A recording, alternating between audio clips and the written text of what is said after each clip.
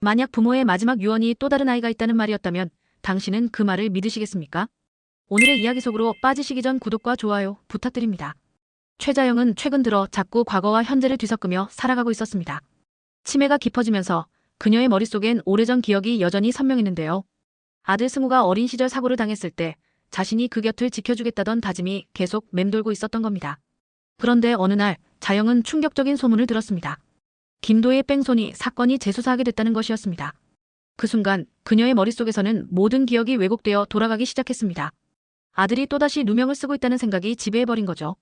자영은 곧장 승우에게 전화를 걸었고 마침 승우가 경찰서에 있다는 말을 듣자 단 한순간도 지체하지 않고 달려갔습니다. 경찰서에 도착한 자영은 경찰들 앞에서 무릎까지 꿇으며 떨리는 목소리로 외쳤습니다. 모두 제 잘못이에요. 제 아들은 아무 죄가 없습니다. 사고는 제가 낸 겁니다. 제발 우리 승우만은 건드리지 마세요. 이 광경에 승우는 너무 놀라 말문을 잃었고 경찰들마저 순간 얼어붙었습니다. 승우는 다급히 어머니를 부축하며 말했습니다. 엄마, 그런 게 아니에요. 저는 조사받으러 온 게 아니라 지난번 형사님께 신세진 일이 있어서 감사 인사드리러 온 거예요. 그제서야 안도의 숨을 내쉰 자영은 긴장이 풀리며 그 자리에 그대로 쓰러지고 말았습니다. 승우는 쓰러진 어머니를 부축해 도민준의 집으로 향했습니다. 도민준은 놀란 눈빛으로 둘을 맞이하며 물었습니다.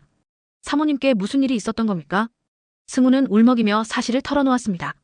엄마가 제가 범인으로 몰리는 줄 아시고 경찰 앞에서 죄를 전부 뒤집어쓰려 하셨어요. 민주는 깊은 한숨을 내쉬며 고개를 저었습니다. 그는 곧 승우의 어깨를 붙잡고 진중하게 말을 이어갔습니다. 승우야, 이제는 알아야 한다. 내 어머니가 사고를 낸 게 아니야. 진짜 범인은 따로 있어. 그게 무슨 말씀이세요? 아저씨, 어떻게 그렇게 단정하세요? 승우는 눈을 크게 뜨며 물었습니다. 민주는 잠시 말을 고르더니 낮게 속삭였습니다. 그날 김도의 대리사고 현장. 도의 어머니 휴대전화에 우연히 모든 게 녹음돼 있었어. 차가 돌진하는 소리, 그리고 황기찬의 목소리까지. 게다가 내 아버지 강규철 회장님도 마지막 순간에 증거를 남겨두셨지. 늘 쓰시던 만년필 안에 녹음기가 있었고 거기에 황기찬의 범행 정황이 고스란히 담겨 있었다. 순간 승우의 눈빛이 흔들리더니 곧 분노로 충혈되었습니다. 그럼 아버지도 김도의 대리님도 모두 황기찬 그 사람 짓이었다는 거죠. 민주는 고개를 끄덕였습니다. 하지만 그는 승우가 당장이라도 뛰쳐나갈 것처럼 보이자 단호하게 제지했습니다. 너 지금 나서면 그 인간만 웃는다. 감정적으로 움직이면 증거도 소용없다. 김도윤 씨가 이미 법영상 전문가에게 블랙박스 복원을 의뢰해놨다. 곧 법정에서 버틸 수 없는 증거가 도착할 거다. 조금만 기다려라. 승우는 떨리는 손을 억누르며 이를 악물었습니다. 아버지를 위해서라도 기다리겠습니다. 하지만 절대 그냥 두진 않을 겁니다. 다음 날 저녁 김도윤은 강재인, 정호성과 함께 모였습니다. 기다리던 메일이 도착한 겁니다. 노트북을 켜고 파일을 열자 화면 속에는 비 내리는 횡단보도의 영상이 나타났습니다. 번쩍이는 헤드라이트, 달려드는 검은 차량, 그리고 피하지 못한 김도희. 이어진 복원된 음성에서는 황기찬의 낮은 목소리와 강세리의 불안한 목소리가 또렷하게 들렸습니다. 여보, 이거 큰일 난 거 아니야? 그러니까 처음에 돈 받았을 때 조용히 물러섰어야지. 이제 돌이킬 수 없어. 이 대화를 들은 순간 방 안의 공기가 무겁게 가라앉았습니다. 강재인은 손으로 입을 막고 울먹이며 속삭였습니다. 황기찬 결국 그런 인간이었던 거야? 내가 믿었던 시간들이 다 뭐였지? 정호성은 차갑게 눈빛을 좁히며 말했습니다. 용서란 사치예요. 이제는 법과 세상 앞에 그 사람들을 세워야 할 때입니다. 김도윤도 주먹을 불끈 쥐며 결의에 찬 목소리를 냈습니다. 이 증거만으로도 충분합니다. 언론에 공개하고 주주총회에서 황기찬을 몰아내야 합니다. 정호성은 냉철한 미소를 지으며 대답했습니다. 좋습니다. 주주총회 날 이 영상을 터뜨리고 언론까지 동시에 움직이면 그 누구도 막을 수 없을 겁니다. 황기찬이 이제까지 쌓아온 모든 권력이 무너질 겁니다. 그러나 세 사람은 아직 알지 못했습니다. 황기찬은 이미 내부의 배신자를 통해 누군가 자신을 노리고 있다는 걸 감지하고 있었고 반격을 준비 중이라는 사실을요. 그리고 마침내 주주총회 날 모두의 시선이 황기찬에게 쏠려 있는 그 순간 노트북 화면 위로 충격적인 영상이 재생되기 시작했습니다. 주주총회 당일 이사회실은 평소와 다르게 기자들과 주주들로 가득 차 있었습니다. 황기찬은 여전히 자신감 넘치는 표정으로 자리에 앉아 있었는데요. 그는 마치 이미 모든 상황을 통제하고 있다는 듯한 태도를 보였습니다. 그러나 정호성이 신호를 보내자 회의장 앞 스크린에 블랙박스 영상이 켜졌습니다.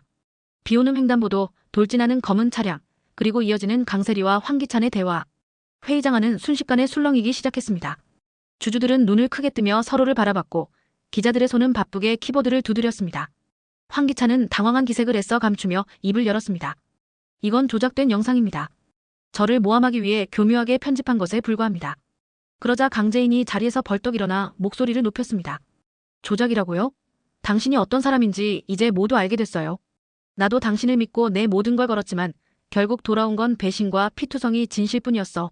강재인의 눈에는 눈물이 맺혀 있었지만 그 눈빛은 누구보다 단단했습니다.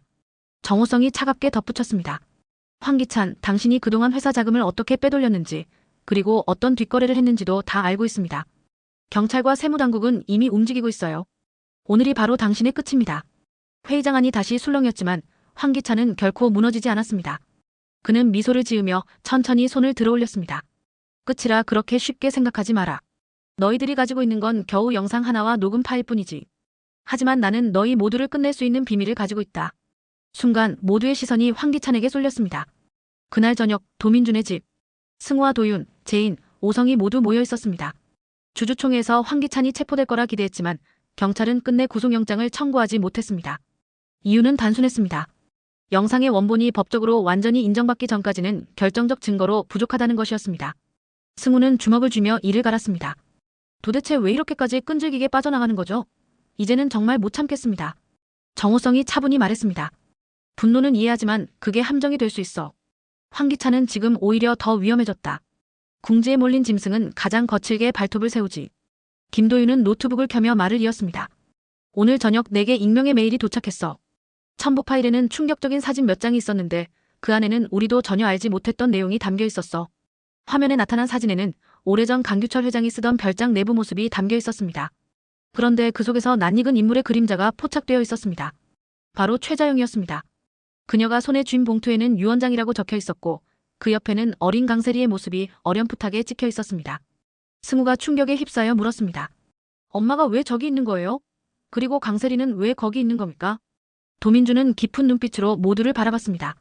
아마도 지금까지 숨겨져 있던 또 다른 진실이 드러나려는 것 같네. 며칠 후 황기찬은 언론의 추궁을 피하기 위해 은밀히 강세리를 불러냈습니다. 두 사람 사이엔 이미 균열이 생기고 있었는데요. 강세리는 떨리는 목소리로 물었습니다. 우리가 저지른 일이 이제 들통나려 하고 있어요. 당신 정말 괜찮은 거예요? 황기찬은 비웃듯 대답했습니다. 괜찮아 강세리, 이제 와서 흔들리지 마. 우리가 함께 짓밟아온 것들 이제 와서 후회한다고 돌이킬 수 있겠어. 강세리는 눈을 피하며 속삭였습니다.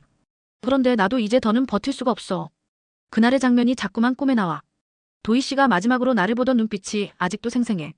황기찬은 차갑게 그녀를 노려보며 말했다. 명심해. 내가 입을 여는 순간 너도 함께 끝나는 거야. 우리는 이미 공범이야. 그 말을 듣는 순간 강세리의 눈에는 두려움과 증오가 동시에 번졌습니다.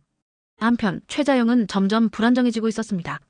기억이 끊어졌다 이어지는 순간마다 그녀의 입에서는 충격적인 말들이 흘러나왔습니다. 어느 날은 승우를 보며 세리야, 내가 왜 여기 있니? 라고 부르기도 했습니다. 승우는 당황해하며 어머니를 붙잡았습니다. 엄마, 전 승우예요. 강세리가 아니라니까요. 하지만 자영은 눈물을 흘리며 중얼거렸습니다. 내가 지켜야 했는데 그 아이를 지키지 못했어. 그래서 모든 게 이렇게 되어버렸어. 그 순간 도민주는 자영의 말 속에서 무언가 중요한 단서를 느꼈습니다. 그는 조심스럽게 다가와 물었습니다. 사모님, 말씀하신 그 아이가 혹시 강세리를 뜻하는 겁니까? 자영은 떨리는 손으로 머리를 감싸주며 혼란스러운 듯 대답했습니다. 세리는 내 딸이 될 수도 있었던 아이야. 하지만 그날 이후 모든 게 엉망이 되어버렸어. 방 안은 일순정적에 잠겼습니다. 승우와 도윤, 재인은 서로를 바라보며 숨을 삼켰습니다. 그리고 도민주는 굳은 얼굴로 중얼거렸습니다. 결국 세리의 출생에 관한 비밀까지 이 사건과 연결되어 있었던 거군. 이제 모든 것은 종착점을 향해 달려가고 있었습니다. 황기찬은 아직 권력을 쥐고 있었지만 점점 좁혀오는 포위망에 불안해졌습니다.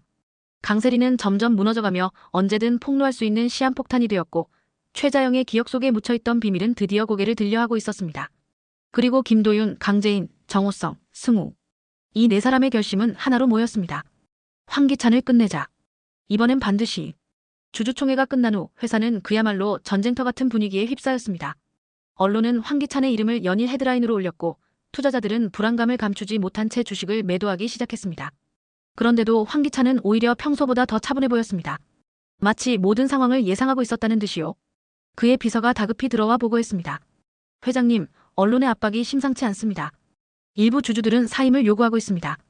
황기찬은 와인을 천천히 흔들며 웃었습니다. 사람들이 진실을 본다고 해서 믿는 건 아니야. 언론은 언제든 조작될 수 있고 주주들은 언제든 돈으로 움직이지. 중요한 건 내 편이 아직 남아있다는 거다. 비서는 잠시 망설이다가 더 낮은 목소리로 덧붙였습니다. 그런데 내부에서 배신자가 있는 것 같습니다. 영상이 흘러나간 경로가 명확하지 않습니다. 황기찬의 눈빛이 차갑게 변했습니다. 배신자는 반드시 대가를 치르게 될 거다. 끝까지 내 편이 아니라면 살아남을 자격도 없어. 그 시각 김도윤과 강재인, 정호성은 도민준의 집에 모여 있었습니다. 방 안에는 무거운 공기가 감돌았습니다. 정호성이 입을 열었습니다. 주주총회에서 황기찬을 완전히 몰아내진 못했지만 분명히 균열은 생겼습니다. 문제는 그가 여전히 권력을 쥐고 있다는 거죠. 우리가 방심하면 오히려 역습당할 겁니다. 강재인은 손으로 눈가를 훔치며 떨리는 목소리로 말했습니다. 제가 그 사람 곁에서 얼마나 많은 시간을 허비했는지 몰라요. 그때마다 그는 언제나 완벽해 보였고 저는 끝까지 믿고 싶었어요. 그런데 결국 제가 사랑했던 건 사람이 아니라 거짓이었더라고요. 김도윤은 단호히 대답했습니다. 재인 씨 잘못이 아니에요. 황기찬은 사람의 마음을 꿰뚫어보고 조종하는 인간이에요. 하지만 이번만큼은 절대 용서하지 않을 겁니다. 승우는 방 한쪽에서 조용히 주먹을 쥐고 있었습니다. 그는 한참 동안 침묵하다가 낮게 말했습니다. 저는 아직도 믿기지가 않아요. 아버지를 죽게 만든 것도 김도의 대리를 죽음으로 몰아넣은 것도 다 황기찬이라니. 그런데도 그는 아무렇지 않게 세상을 활보하고 있잖아요. 저 같은 놈은 하루에도 10번씩 무너져 내리는데. 그의 목소리는 갈라졌지만 눈빛만은 불타고 있었습니다. 도민주는 그 눈빛을 오래 바라보다가 손을 얹었습니다. 승우야, 내 분노는 정당하다. 하지만 아직 때가 아니야. 황기찬은 치밀한 놈이다. 우리가 감정에 휘둘리는 순간 그는 또 빠져나간다. 이번에는 완전히 숨통을 끊어야 해. 며칠 뒤 황기찬은 은밀히 강세리를 불러냈습니다. 두 사람은 한적한 고급 레스토랑의 별실에서 마주 앉았습니다. 강세리는 와인잔을 내려놓으며 입술을 깨물었습니다. 우리가 한 일, 이제는 감출 수 없는 거 알잖아. 매일 밤마다 그 장면이 떠올라. 도희 씨가 바라보던 마지막 눈빛 아직도 제 꿈에 나와. 황기찬은 비웃으며 대답했습니다. 내가 지금 와서 죄책감 운운한다고 뭐가 달라지겠어. 우린 이미 공범이야. 내가 입을 열면 넌 내 옆이 아니라 감옥에 앉아 있어야 해. 강세리의 눈빛에 눈물이 맺혔습니다. 하지만 동시에 그녀의 마음 한편에서는 오랫동안 꾹꾹 눌러 담았던 분노와 증오가 차올랐습니다. 그녀는 속으로 다짐했습니다. 언젠가는 반드시 당신을 배신할 거야.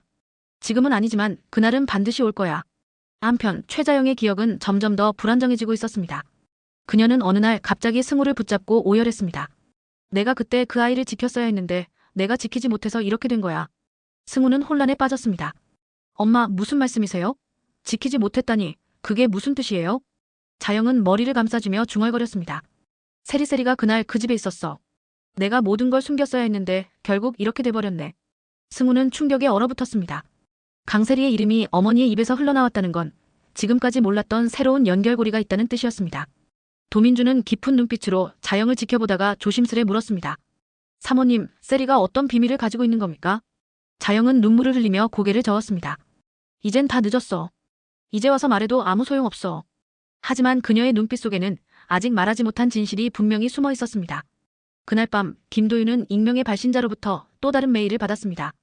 첨부된 파일에는 오래전 강규철 회장이 숨지기 전 남긴 녹취록 일부가 담겨 있었습니다. 그 속에서 회장의 목소리가 떨리면서도 분명하게 들렸습니다.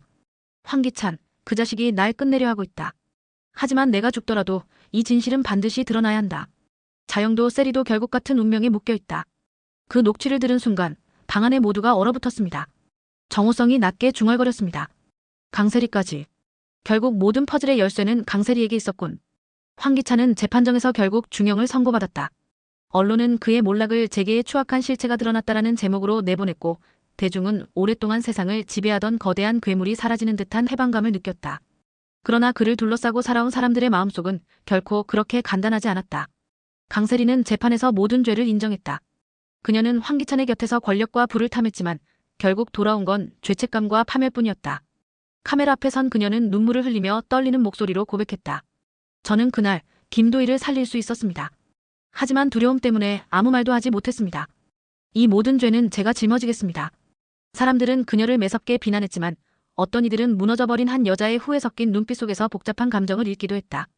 그러나 그녀의 미래에는 오직 긴 수감 생활과 씻을 수 없는 죄책감만이 남아있었다. 김도윤은 재판 직후 기자들에게 단호하게 말했다. 오늘 이후 다시는 권력자들의 입맛에 맞게 진실이 왜곡되지 않도록 싸우겠습니다. 저와 제 동료들은 진실을 기록하는 사람들이니까요. 그는 김도희의 이름을 잊히지 않게 하기 위해 재단을 설립했고 억울하게 희생된 피해자들을 위한 법률 지원에 힘을 쏟기 시작했다. 사람들은 더 이상 그를 피해자라고만 부르지 않았다. 그는 부패에 맞선 증인, 정의로운 언론인으로 기억되기 시작했다. 강재인은 자신이 허망하게 바쳐온 세월을 떠올리며 눈물을 흘렸지만 무너지지 않았다. 이제 더 이상 누구의 그늘도 필요 없습니다. 제 힘으로 다시 일어설 겁니다. 그녀는 회사를 떠나 독립적인 길을 걸었고 한때 사랑했던 남자에게 속고 배신당한 여자의 상처를 밑거름 삼아 새로운 단체를 세웠다. 이름은 아이러니하게도 여왕의 집이었다. 하지만 이번에 여왕의 집은 권력과 탐욕의 상징이 아니라 억눌린 여성들이 스스로 설 수 있도록 돕는 울타리가 되었다. 정호성은 언제나처럼 차가운 태도로 결말을 정리했다. 우린 이겼습니다. 하지만 악은 언제든 다시 태어납니다. 방심하는 순간 또 다른 황기찬이 나타날 겁니다. 그는 다시 기업의 최전선으로 돌아갔지만 눈빛 속에는 언제든 새로운 싸움이 벌어질 수 있다는 냉철한 경계심이 자리 잡고 있었다. 최자영은 여전히 불안정한 기억 속에서 살았다. 하지만 단 한 가지는 잊지 않았다. 그녀는 승우의 손을 꼭 잡으며 속삭였다. 내가 내 곁에 있다는 게 아직도 믿기지가 않는다. 그게 나에겐 가장 큰 축복이다. 승우는 눈물을 흘리며 대답했다. 엄마, 이제는 제가 지켜드릴게요. 더는 혼자가 아니에요. 그러나 자영은 흐릿한 눈빛으로 마지막 고백을 남겼다. 승우야, 미안하다. 사실 세리는 내 동생이다. 내 아버지가 오래전에 숨겨둔 아이였어. 나는 그 사실을 알면서도 지켜주지 못했어. 그래서 모든 비극이 시작된 거야. 방 안은 얼어붙었고 모두는 충격 속에서 숨을 삼켰다. 결국 지금까지 이어져온 모든 비극의 근원에는 오래전부터 감춰져 있던 출생의 비밀이 도사리고 있었던 것이다. 며칠 뒤 황기찬은 감옥에 수감되었다. 그는 마지막까지 비웃음을 멈추지 않았지만 아무도 그의 말을 귀담아 듣지 않았다. 강세리는 눈물을 흘리며 모든 죄를 인정했고 사회는 그들을 여왕의 집을 무너뜨린 비극의 주범으로 기록했다. 그리고 마지막 순간 최자영은 승우의 손을 다시 잡으며 흐릿한 목소리로 속삭였다. 아직 다 끝난 게 아니야. 내 아버지가 남긴 마지막 유언에는 또 다른 이름이 적혀 있었어. 우리가 아직 모르는 또 다른 아이가 있다는 얘기였지. 그 아이가 나타난다면 다시 모든 게 흔들릴지도 몰라. 승우는 충격에 휩싸였고 방 안의 공기는 다시 팽팽한 긴장으로 얼어붙었다. 황기찬의 몰락으로 모든 게 끝난 듯 보였지만 결국 진실은 끝나지 않았음을 알리는 마지막 불씨가 남아있었다. 여러분, 이렇게 여왕의 집에 피비린내 나는 진실은 드러났습니다. 하지만 정말 이게 끝일까요? 최자영이 남긴 마지막 고백, 또 다른 아이가 있다는 말의 의미는 무엇일까요? 아직 드러나지 않은 진짜 폭풍이 기다리고 있을지 모릅니다. 다음 영상이 궁금하다면 구독과 좋아요 버튼을 눌러주세요. 새롭고 재밌는 이야기는 쭉 됩니다.